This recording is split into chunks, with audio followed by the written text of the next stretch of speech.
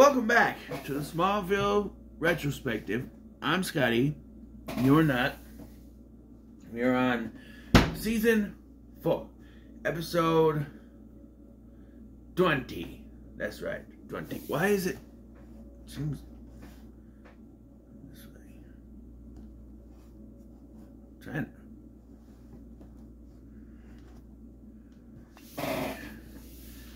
Hold on. Adjustments must be made. I think this will work. Episode 20, Ageless.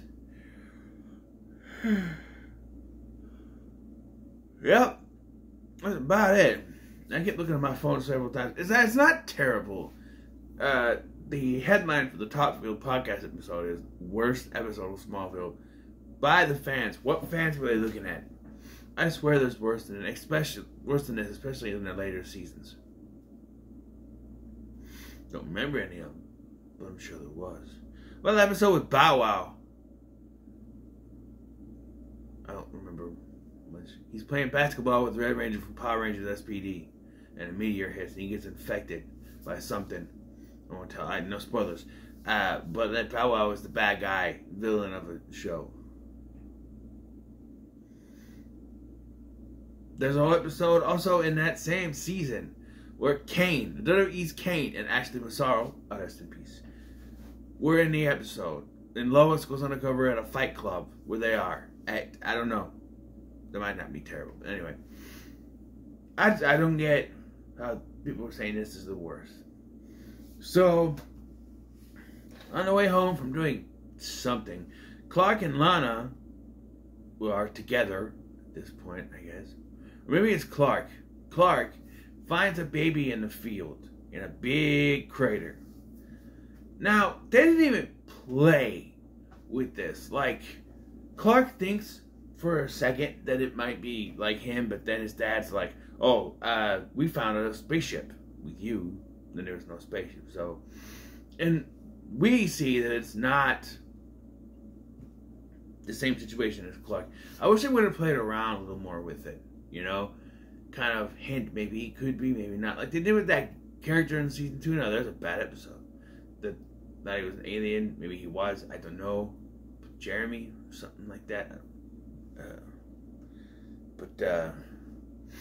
Yeah. So all of it is basically Clark and Lana taking care of this kid, but there's a catch. The kid rapidly ages. He goes from infant to child, played by Colin Ford, who will go on to play young Sam on Supernatural. And it's sad that Jensen Ackles was not in this episode. He was probably filming Supernatural at this point, which is why he couldn't be here. But yeah, he's mentioned, but he's not in the episode. And then to a teenager, played by an actor I swear was already in the show. I swear I've seen him before in the show. I don't know. And then an old man at the end when it finally ends. And it's like, wait a minute. He's jumping at least 10 years apiece, right? They rushed it. He goes from baby to like a child, 10-year-old. And then to a teenager. Maybe not 10 years. Maybe like 15. And here's the thing. They're all supposed to be teenagers, right? But they got an actual teenager to play this kid. So he looks more like a teenager than the other two who are still supposed to be teenagers. Yeah, that's smart. The two 25-year-olds who are playing 18-year-olds. Well, 17 for Clark, 18 for Lana. Still. I'm just saying.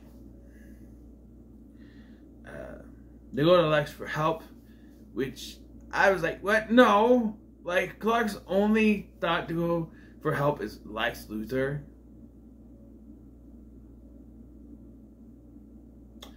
I don't understand why that would be his first choice.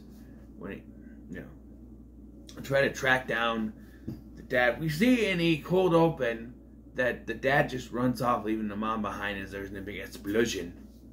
When he's born, he's not dun dun come out, hello, coming out there. No, he's a that wasn't in baby behind yet.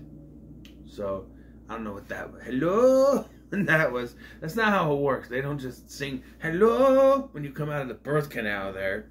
But no.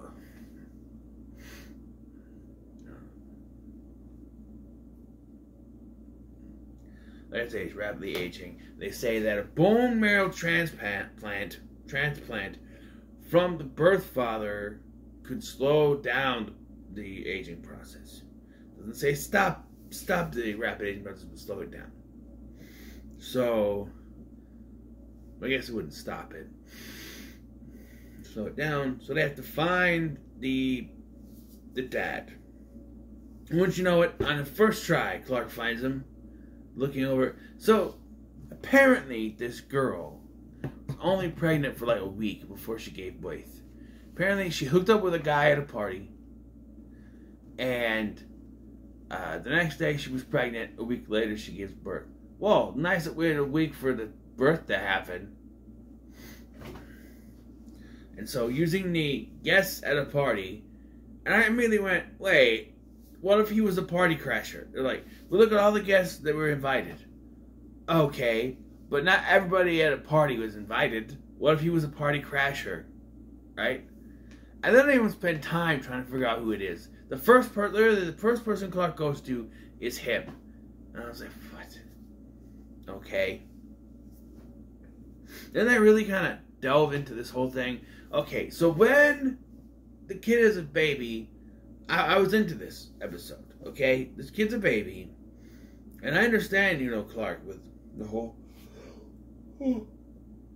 forgive me, taking care of a baby thing. He's good at it. He really is. But it's like people say it's tough taking care of a baby, but it's not that hard. If you know what you're doing, it's not. Sometimes the kid can move around and you're trying to change the diaper and you get a little upset. Sometimes they get up and run off when you turn around to get a diaper. Or sometimes you take the diaper off when they got a wet one and they start crying, so pick them up and say, oh, it's okay. And then they pee on you. Yes, all three of those things happened to me. Yes. My kid couldn't stop kicking his legs around. And then, I never got peed in the face. No, it was, I made the mistake. Okay, and one time, he got up and started crawling away.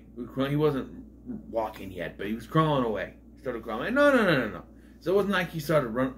I think I chased him around once before I said, no, you can't go around here naked. And then, the peeing on me was when he was like little, and I was changing him, right?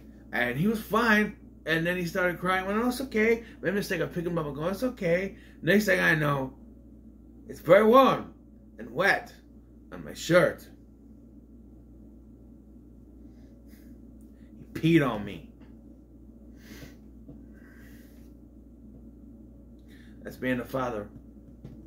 And what's worse is, so the way we had it set, we had a rocking chair down in, we sit at my mom's house, downstairs, a rocking chair where we sit there, we rock him to sleep.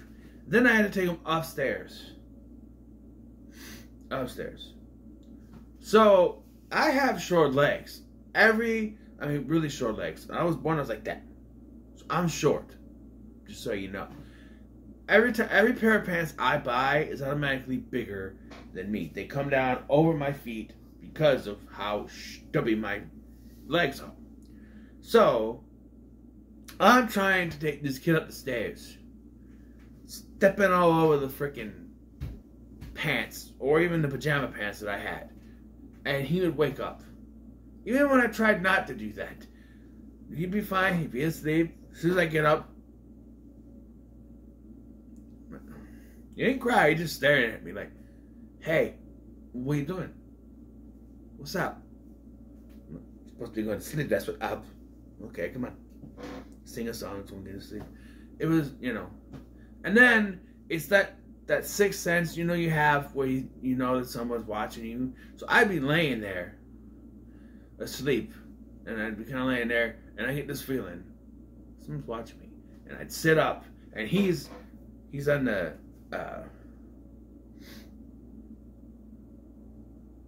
crib like that. Just standing there, looking at me. Yeah, babies is one thing. Use is a thing. You know. He was a good baby. He let me sleep. One more story. The time that he accidentally flung baby food in his face. He liked to grab a hold of the spoon when I'm feeding him. So one time he grabbed it, and I tried to grab it, and it went back, and it flung right in his face. And he went, and I'm like, well, you did it. You wouldn't let go of a damn thing.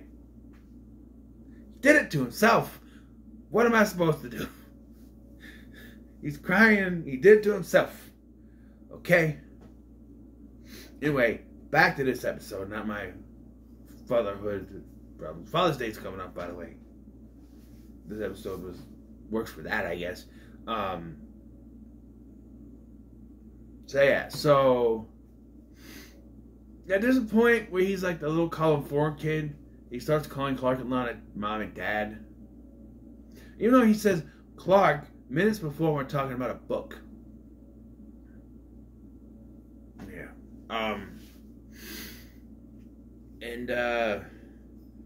But yeah, and then he ages to a teenager. Right. While they're at Lex's place, by the way, Lex immediately wants to run more tests on him. So that, and I was like, nah, I think I'm going to take him out of here. Yeah, I would too, you know. So this episode had me. I was into it, where it was going, until they pulled the twist. So the whole thing here is that when writing this, they knew they couldn't just have it. They didn't want this kid to be saved, apparently. They wanted to have it end with a big explosion type situation. And it, like I said, he goes from teenager to old person, and then it explodes. So instead of like when Clark talks to the father, he's like, "No, I don't want anything to do with it." No, that was enough. That was enough. You didn't need any more, but they had to push it, and so Evan, which is the kid's name, because I found him in Evan's field,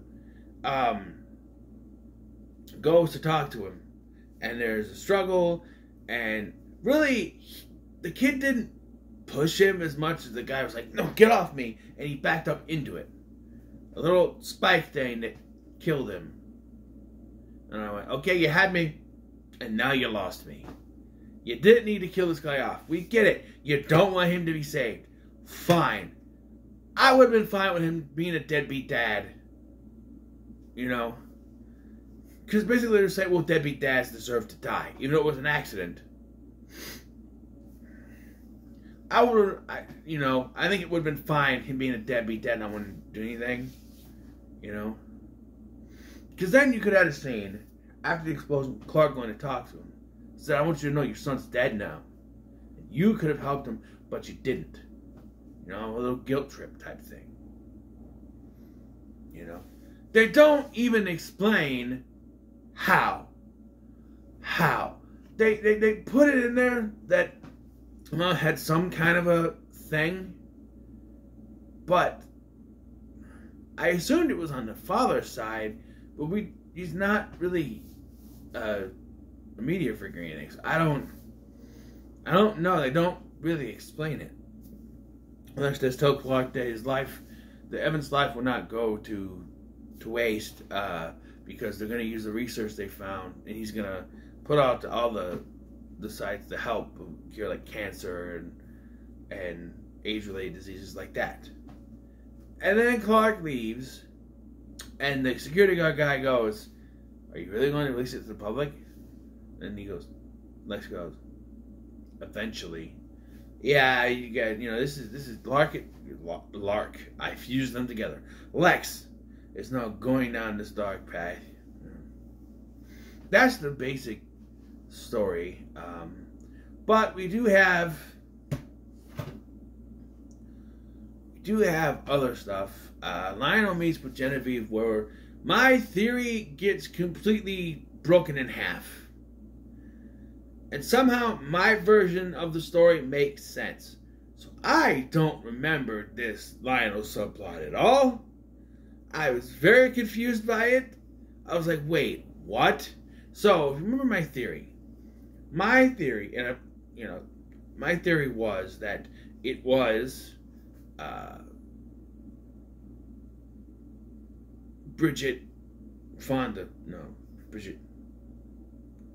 Margot Kidder.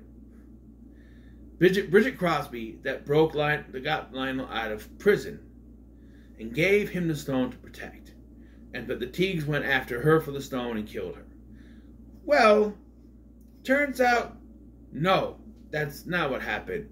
It's confirmed here that Genevieve was the one who released him from prison. And he knows that Genevieve killed Bridget Crosby. Yeah. And because Jason thinks that Lex has the stone. I was like, stone? What stone? Bridget Crosby stone? No, the stone from China. She thinks, Jason and her, they think that Lex, I'm all confused. Lex has the stone, and she threatens his life to Lionel to get it. And when Lionel goes to talk to Lex says, I don't have it. Which he's actually telling the truth here. He does not have it. We know Lana has it in a pipe. So, yeah. And there's a couple scenes of those. And then at the end, they share a glass of wine, and it's poisoned. And then Lionel bargains with her to give her the cure if she never ever threatens Lex again. Or he goes, if you harm Lex, I will do the same to you. And also give me the other stone. Basically. The stone that they have, the one that she stole from Bridget Crosby. So, yeah. So that's how he gets it. I did not remember that at all. So, like, my whole thing, the last couple episodes, trying to give my theory that it was completely, completely that. Because I had no idea. I had no idea. I forgot about this part. Yeah. And then, sad Clark at the end. Even if it was for a couple of days. Kid affected his life, but